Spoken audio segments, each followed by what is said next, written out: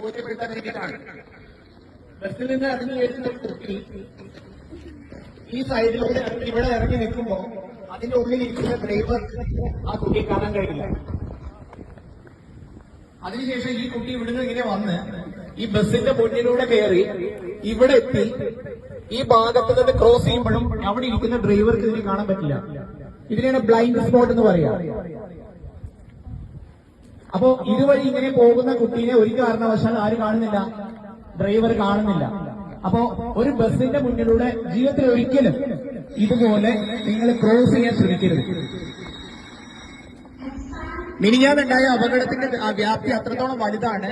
Driver കണ്ടില്ല, കുട്ടീനെ bus ഇടിച്ചിടുകയും അതിന്റെ ഫ്രണ്ട് ടയർ കയറി ആ കുട്ടിയുടെ മുകളിൽ കൂടെ കയറി. അത് മാത്രമല്ല, അത് കഴിഞ്ഞ് ബാക്ക് ടയറും ആ കുട്ടിയുടെ മേലെ കൂടെ കയറിയിട്ടാണ് ബസ്സിലെ ഡ്രൈവർ അറിയുന്നത്.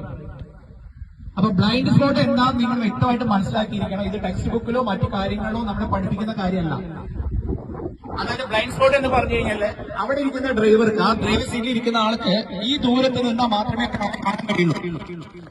ഇവർക്ക് അങ്ങോട്ടുള്ള ഇത്രയും ദൂരത്തിന് പറയുന്ന പേരാണ് ബ്ലൈൻഡ് സ്പോട്ട്. അപ്പോ ഏതെങ്കിലും കാലത്ത് ഏതെങ്കിലും സമയത്ത് ഇതുപോലെ ഒരു ബസ് നിർത്തിയിട്ടിട്ട് അതിന്റെ സൈഡിൽ ഇറങ്ങിയിട്ടുണ്ടെങ്കിൽ ആ ബസ് പോയ ശേഷം മാത്രം ഇടത്തോട്ടും വലത്തോട്ടും നോക്കിയ ശേഷം മാത്രമേ നമ്മൾ റോഡ് ക്രോസ് ചെയ്യാൻ പാടുള്ളൂ. ഈ ഒരു കാര്യം നിങ്ങൾക്ക് മനസ്സിലാവാൻ വേണ്ടിയിട്ടാണ്. താങ്ക് യു മോളെ. മോളെ പേര് റിഫ. അത് വളരെ ഭംഗിയായിട്ട് സഹകരിച്ചു. റിഫയ്ക്ക് എന്റെ വക സമ്മാനം. Thank you.